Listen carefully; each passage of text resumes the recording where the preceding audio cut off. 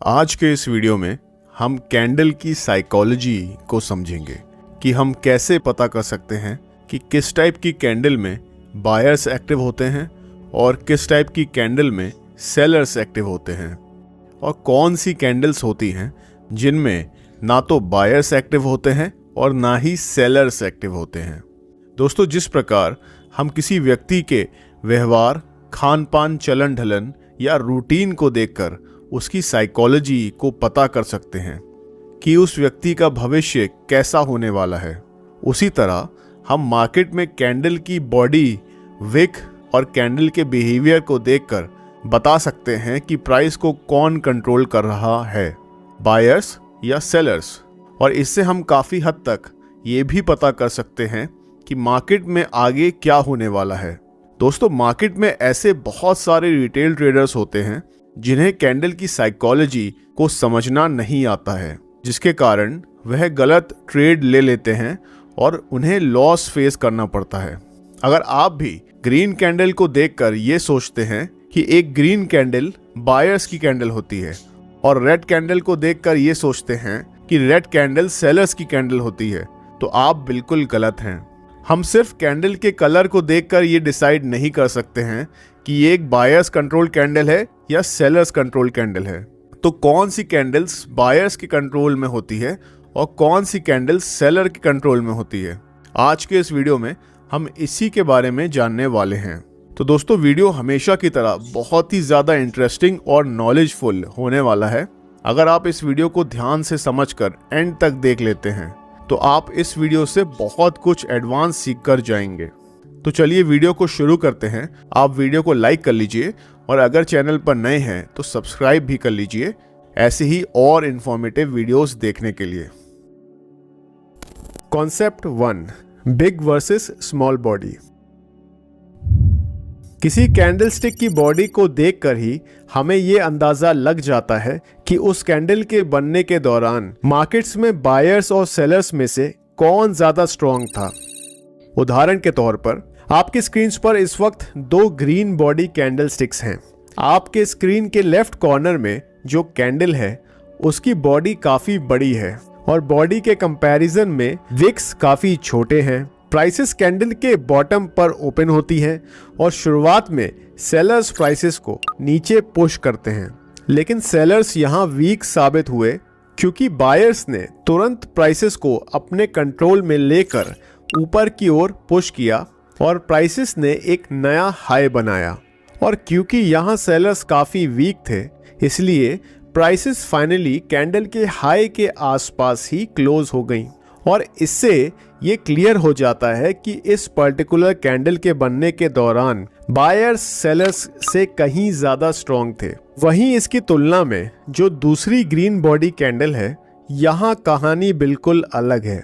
Prices, जैसा कि आप जानते हैं कि कैंडल बॉडी के निचले भाग पर ओपन हुई और फिर बायर्स प्राइसेस को विक के टॉप तक लेकर गए और एक नया हाई बना, लेकिन इस हाई के आसपास सेलर्स की वापसी होती है और वो प्राइसेस को ओपनिंग प्राइसेस के पास ले जाकर ही क्लोज कर देते हैं। अब यहाँ सेलर्स काफी ज्यादा स्ट्रॉन्ग थे क्योंकि वो प्राइसेस को पुश करके ओपनिंग प्राइसेस के काफी करीब ले गए और बायर्स यहाँ काफी स्ट्रॉन्ग फाइट के बाद प्राइसेस को ओपनिंग प्राइसेस के आसपास ही क्लोज करवा पाए। तो इस सिचुएशन में हो सकता है बायर्स सेलर से थोड़ा ज्यादा स्ट्रॉन्ग थे, लेकिन जब हम बात करते हैं कि बायर्स और सेलर्स में से कौन ज्यादा स्ट्रॉन्ग था, कौन ज्यादा पावरफुल था, तो कोई बहुत बड़ा डिफरेंस हमें यहाँ पर देखने को नहीं मिलता है। तो जब कभी भी कैंडल स्टिक की बॉडी उसके विक्स के कंपैरिजन में काफी बड़ी होती है, तो इससे हमें पता चलता है कि बायर्स या सेलर्स में से कोई एक ज्यादा पावरफुल है। और जब कैंडल की बॉडी उसके विक्स से छोटी होती है, तो इससे हमें पता चलता है कि बायर्स और सेलर्स के बीच में हमें एक टसल देखने को मिल रही है और ना तो बायर्स ज्यादा स्ट्रॉन्ग है और ना ही सेलर्स ज्यादा स्ट्रॉन्ग है। Concept number 2, large wicks. जब कभी भी हमें किसी कैंडल के ऊपर या फिर नीचे एक लॉन्ग विक देखने को मिलता है। तो इससे हमें प्राइस एक्शन और मार्केट साइकोलॉजी को समझने में काफी हेल्प मिलती है। Large wick above the body, अगर हमें चार्ट्स पर कोई लॉन्ग अपर विक वाली कैंडल देखने को मिलती है तो इससे हमें पता चलता है कि सेलर्स विक्स के हाई लेवल्स के पास स्ट्रॉन्ग सेलिंग कर रहे हैं और प्राइसेस को यहाँ से और ऊपर ले जाने के लिए बायर्स को काफी ज्यादा एफर्ट देना पड़ेगा। Large wick below the body, और इसी प्रकार अगर किसी कैंडल के नीचे का विक काफी लंबा है तो इसका मतलब हुआ कि विक के लो लेवल्स के पास हमें एक ह्यूज बाइंग इंटरेस्ट देखने को मिल रहा है। और अगर सेलर्स को प्राइसेस को यहाँ से और नीचे ले जाना है तो उन्हें यहाँ काफी ज्यादा एफर्ट देना पड़ सकता है। Basic patterns. Pattern number 1, bullish pin बार। दोस्तों, एक बुलिश पिन बार पैटर्न एक स्ट्रॉन्ग रिवर्सल पैटर्न होता है और ये पैटर्न इंडिकेट करता है कि प्राइसेस रिवर्स करके अपसाइड में जा सकती हैं। एक बुलिश पिन बार कैंडल में हमें ये 3 कंपोनेंट्स देखने को मिलते हैं। नंबर 1, एक स्मॉल बॉडी, नंबर 2, एक लॉन्ग लोअर विक, और नंबर 3, एक छोटा अपर विक या नो विक। इस पैटर्न के पीछे की साइकोलॉजी ये है कि प्राइसेस यहाँ ओपन होती हैं और सेलर्स तुरंत यहाँ प्राइसेस को अपने कंट्रोल में लेने की कोशिश करते हैं और प्राइसेस को विक के लोअर एंड तक ले जाने में कामयाब रहते हैं। लेकिन जब प्राइसेस काफी ज्यादा कम हो जाती हैं तो एक बाइंग इंटरेस्ट वापस आते हुए देखने को मिलता है और बायर्स हमें यहाँ सेलर्स के ऊपर हावी होते हुए देखने को मिलते हैं, क्योंकि वो प्राइसेस को ओपनिंग प्राइसेस के भी ऊपर ले जाकर क्लोज करवाने में सक्सेसफुल रहते हैं। इसीलिए अगर आप नोटिस करेंगे कैंडल का जो ओवरऑल साइज है उसमें बायर्स ने सेलर्स से ज्यादा डिस्टेंस कवर किया है, जो कि ये इंडिकेट करता है कि मार्केट्स में बायर्स की वापसी हो चुकी है और वो प्राइसेस को अप ट्रेंड में ले जाने के लिए एक स्ट्रॉन्ग एफर्ट कर रहे हैं। तो अगर एक पिन बार कैंडल एक डाउन ट्रेंड के बाद चार्ट्स पर बनती है तो इससे हमें पता चलता है कि सेलर्स अपने मोमेंटम और स्ट्रेंथ को लूज कर रहे हैं और बायर्स प्राइसेस को अप ट्रेंड में ले जाने की कोशिश कर रहे हैं। तो आप पिन बार कैंडल के हाई के ऊपर एक बाय ऑर्डर प्लेस कर सकते हैं और stop loss pin bar candle के लो के नीचे और टारगेट्स नियरेस्ट रेजिस्टेंस लेवल पर आप लगाकर एक बुलिश यानी बाय साइड के ट्रेड में एंटर कर सकते हैं। Pattern number 2, bearish pin bar. एक bearish pin bar bullish pin bar pattern से ठीक ऑपोजिट वे में काम करता है। ये एक रेड कैंडल होती है जिसमें एक स्मॉल बॉडी देखने को मिलती है, बॉडी के ऊपर एक लॉन्ग अपर विक और बॉडी के नीचे या तो काफी छोटा विक या तो बिल्कुल भी विक देखने को नहीं मिलता है। इस पैटर्न से हमें एक बेयरिश रिवर्सल का संकेत मिलता है, यानी इस पैटर्न के बनने के बाद एसेट की प्राइसेस डाउन ट्रेंड में जा सकती हैं और इस पैटर्न के पीछे की साइकोलॉजी को समझना भी काफी आसान है।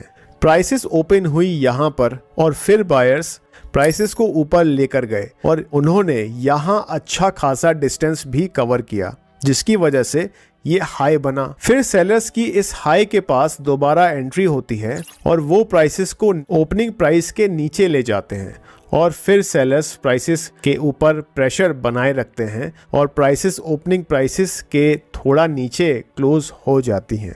तो इससे हमें कंफर्म हो जाता है कि सेलर्स बायर्स से ज़्यादा स्ट्रॉन्ग देखने को मिल रहे हैं। और अगर हमें यहाँ इस पैटर्न के साथ और कोई कंफर्मेशन भी मिलती है तो हम यहाँ पर पिन बार कैंडल के लो के नीचे एक सेल साइड के ट्रेड में एंटर कर सकते हैं और अपने स्टॉप लॉसेस को हम पिन बार कैंडल के हाई के ऊपर प्लेस करेंगे। Pattern number 3, doji. Doji pattern video में डिस्कस किए गए अभी तक के पैटर्न्स से काफी अलग है, क्योंकि एक डोजी पैटर्न से हमें किसी प्रकार का डायरेक्शनल बायस नहीं मिलता है, लेकिन इस पैटर्न को अच्छे से समझना आपके लिए काफी ज्यादा इंपॉर्टेंट हो जाता है। एक डोजी कैंडल में हमें एक स्मॉल बॉडी देखने को मिलती है और उस बॉडी के ऊपर और नीचे हमें इक्वल साइज के विक्स देखने को मिलते हैं। जो ओपनिंग और क्लोजिंग प्राइसेस होती हैं वो इस कैंडल के सेंटर में होती हैं और इनके काफी नजदीक होने की वजह से कैंडल की बॉडी काफी ज्यादा स्मॉल होती है। इस पैटर्न से हमें संकेत मिलता है कि कैंडल की फॉर्मेशन के दौरान बायर्स और सेलर्स के बीच में हमें एक स्ट्रॉन्ग फाइट देखने को मिली। सेलर्स ने प्राइसेस को नीचे ले जाने की कोशिश करी और वहीं बायर्स ने प्राइसेस को ऊपर ले जाने की कोशिश की और अंत में ना ही बायर्स ज्यादा स्ट्रॉन्ग थे और ना ही सेलर्स ज्यादा स्ट्रॉन्ग थे, जिसकी वजह से प्राइसेस जहां से ओपन हुई थी उसके आसपास ही क्लोज हो गई। दोस्तों, सिर्फ एक डोजी पैटर्न के आधार पर हम ये पता नहीं लगा सकते कि प्राइसेस किस डायरेक्शन में मूव करेंगी और ज्यादातर एक डोजी पैटर्न एक ऑनगोइंग ट्रेंड में मोमेंटरी पॉज या कंसोलिडेशन की ओर संकेत करती है। लेकिन जब हमें चार्ट्स पर एक से ज्यादा डोजी कैंडल्स देखने को मिले तो इसका मतलब है कि बायर्स और सेलर्स दोनों प्राइसेस को अपने कंट्रोल में लेने की कोशिश कर रहे हैं। और अक्सर ऐसा देखा गया है कि जब कभी भी हमें चार्ट्स पर इस तरह के पैटर्न्स देखने को मिलते हैं तो प्राइसेस जिस भी डायरेक्शन में ब्रेकआउट देती हैं उस डायरेक्शन में हमें काफी तेजी से मूव आते हुए देखने को मिलता है। तो ये आपको ध्यान में रखना है। वीडियो में डिस्कस किए गए तीनों कैंडलस्टिक पैटर्न्स एक सिंगल कैंडलस्टिक पैटर्न हैं। अब आगे हम इंटरमीडिएट लेवल कैंडलस्टिक पैटर्न्स को समझेंगे जो कि दो कैंडल्स को मिलाकर फॉर्म होते हैं। पैटर्न नंबर 4, बुलिश एनगल्फिंग बार। एक बुलिश एनगल्फिंग एक 2 कैंडल पैटर्न होता है जिसमें जो ग्रीन बॉडी कैंडल होती है वो पिछली रेड कैंडल को पूरी तरह से एनगल्फ कर लेती है। इसका मतलब ये हुआ कि इस पैटर्न की पहली कैंडल एक स्मॉल बॉडी रेड कैंडल होती है और सेकंड कैंडल एक लार्ज ग्रीन कैंडल होती है जो कि फर्स्ट रेड कैंडल को कंप्लीटली एनगल्फ कर लेती है। ग्रीन कैंडल का हाई रेड कैंडल के हाई के ऊपर प्लेस्ड होता है और इसी प्रकार ग्रीन कैंडल का लो भी रेड कैंडल के लो के नीचे प्लेस्ड होता है, क्योंकि तभी तो ग्रीन कैंडल रेड कैंडल को एनगल्फ करेगी। इस पैटर्न के पीछे की साइकोलॉजी ये है। रेड कैंडल की फॉर्मेशन के दौरान मार्केट्स में सेलर्स ज्यादा स्ट्रॉन्ग थे और जब अगली कैंडल ओपन होती है तो सेलर्स प्राइसेस को और नीचे ले जाने की कोशिश करते हैं और प्राइसेस पिछले लो को भी ब्रेक कर देती हैं। लेकिन तभी प्राइसेस को गिरता देख बायर्स फिर से एंटर होते हैं और सेलर्स को पीछे छोड़ प्राइसेस को रेड कैंडल के हाई के ऊपर ले जाते हैं, जिससे हमें पता चलता है कि बायर्स ने सेलर्स के कंपैरिजन में ज्यादा डिस्टेंस कवर किया है और इससे ये साफ हो जाता है कि बायर्स ने प्राइसेस को पूरी तरह से अपने कंट्रोल में कर लिया है और अब प्राइसेस के अप ट्रेंड में जाने की संभावना काफी ज्यादा है। जब इस पैटर्न के हाई के ऊपर हमें एक ब्रेकआउट मिलता है तो हम एक बाय साइड के ट्रेड में एंटर कर सकते हैं और अपने स्टॉप लॉस को हम इस कैंडल के लो के नीचे प्लेस कर देंगे। पैटर्न नंबर 5, बेरिश एनगल्फिंग बार। एक बेरिश एनगल्फिंग एक 2 कैंडल पैटर्न होता है जिसमें इस पैटर्न की सेकंड कैंडल इसकी फर्स्ट ग्रीन कैंडल को पूरी तरह से एनगल्फ कर लेती है। इस पैटर्न की पहली कैंडल एक ग्रीन कैंडल होती है और दूसरी कैंडल एक लार्ज रेड कैंडल होती है जो कि प्रीवियस ग्रीन कैंडल को पूरी तरह से कवर कर लेती है। रेड कैंडल का लो पिछली ग्रीन कैंडल के लो से नीचे की तरफ होता है और रेड कैंडल का हाई भी ग्रीन कैंडल के हाई से ऊपर बनता है। इस पैटर्न के पीछे की साइकोलॉजी ये है कि पैटर्न की शुरुआत में हम देखते हैं कि प्राइसेस पूरी तरह से बायर्स के कंट्रोल में थी, क्योंकि इस पैटर्न की फर्स्ट कैंडल एक ग्रीन कैंडल है और फिर सेकंड कैंडल की ओपनिंग के बाद बायर्स प्राइसेस को ऊपर ले जाने की कोशिश करते हैं और पिछले कैंडल के हाई को ब्रेक करने में भी वह सक्सेसफुल रहते हैं। लेकिन फिर सेलर्स प्राइसेस को ज्यादा बढ़ता देख यहाँ एंटर होते हैं और यहाँ हमें एक स्ट्रॉन्ग सेलिंग देखने को मिलती है। और दोस्तों, सेलिंग प्रेशर इतना ज्यादा होता है कि प्राइसेस प्रीवियस कैंडल के लो को भी ब्रेक कर देती हैं और एक नया लो बनाती हैं। इस पैटर्न की फॉर्मेशन के दौरान हमें सेलर डोमिनेंस देखने को मिलती है क्योंकि सेलर्स ने बायर्स की तुलना में ज़्यादा डिस्टेंस कवर किया है। सेलर्स ने मार्केट को पूरी तरह से अपने कंट्रोल में कर लिया है और इस रेड कैंडल के लो के ब्रेक होने पर हम यहाँ शॉर्ट सेलिंग कर सकते हैं और अपने स्टॉप लॉस को हम रेड कैंडल के हाई के ऊपर प्लेस कर देंगे। Advanced patterns. Pattern number 6, morning star pattern.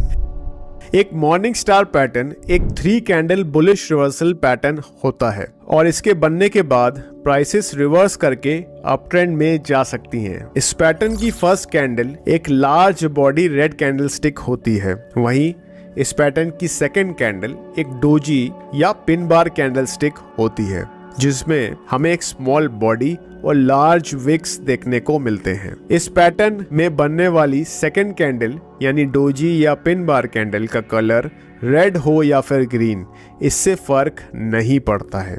अब लास्ट में इस पैटर्न की तीसरी और आखिरी कैंडल एक लार्ज ग्रीन बॉडी कैंडल होती है, जो सेकंड कैंडल के हाई को ब्रेक करके उसके ऊपर एक सक्सेसफुल क्लोजिंग दे देती है। इस पैटर्न की थर्ड ग्रीन कैंडल का साइज तय करता है कि एक मॉर्निंग स्टार पैटर्न कितना ज्यादा स्ट्रॉन्ग है। फॉर एग्जाम्पल, अगर थर्ड ग्रीन कैंडल साइज में फर्स्ट रेड कैंडल जितनी ही बड़ी है तो इसका मतलब हुआ कि ये एक medium probability morning star pattern है और इसके बेसिस पर हम बाइंग अपॉर्चुनिटीज ढूंढ सकते हैं। वहीं अगर ग्रीन कैंडल रेड कैंडल से साइज में छोटी है तो इसका मतलब होगा कि ये एक लो प्रोबेबिलिटी ट्रेडिंग सेटअप है और अगर ग्रीन कैंडल रेड कैंडल के हाई को भी ब्रेक करके उसके ऊपर क्लोजिंग दे देती हैं तो ये एक हाई प्रोबेबिलिटी ट्रेडिंग सेटअप होगा और प्राइसेस के रिवर्स होके अप ट्रेंड में जाने की चांसेस काफी ज्यादा होंगी। इस पैटर्न के पीछे की साइकोलॉजी काफी सिंपल है। पहले एक रेड कैंडलस्टिक फॉर्म होती है जो कि इंडिकेट करती है कि प्राइसेस पूरी तरह से सेलर्स के कंट्रोल में हैं और वो प्राइसेस को नीचे पुश करते हैं, जिससे हमें डाउन ट्रेंड के जारी रहने का संकेत मिलता है। लेकिन इसके तुरंत बाद हमें एक स्मॉल डोजी कैंडल बनते हुए देखने को मिलती है, जिससे हमें पता चलता है कि बायर्स की बाजार में वापसी हो चुकी है और वह प्राइसेस को ऊपर ले जाने का प्रयास कर रहे हैं और कुछ देर के बाद ही सेलर्स अपने मोमेंटम को कंप्लीटली खो देते हैं और बायर्स प्राइसेस को ऊपर ले जाने में कामयाब रहते हैं और यहाँ पर एक ग्रीन कैंडलस्टिक फॉर्म हो जाती है। अब यहाँ पर हम कंफर्म हो सकते हैं कि बायर्स ने प्राइसेस को पूरी तरह से अपने कंट्रोल में कर लिया है और अब यहाँ से प्राइसेस के रिवर्स करके अप ट्रेंड में जाने की चांसेस काफ़ी हाई हैं। इस पैटर्न में ट्रेड लेने के लिए हम ग्रीन कैंडल के हाई के ऊपर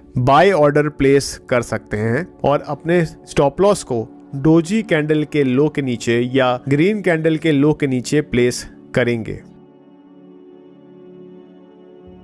pattern number 7, evening star pattern. एक evening star pattern morning star pattern का ठीक ऑपोजिट होता है। इसमें हमें कुल 3 कैंडल्स देखने को मिलती हैं और इस पैटर्न की फर्स्ट कैंडल एक ग्रीन कैंडल होती है जिसकी बॉडी काफ़ी बड़ी होती है।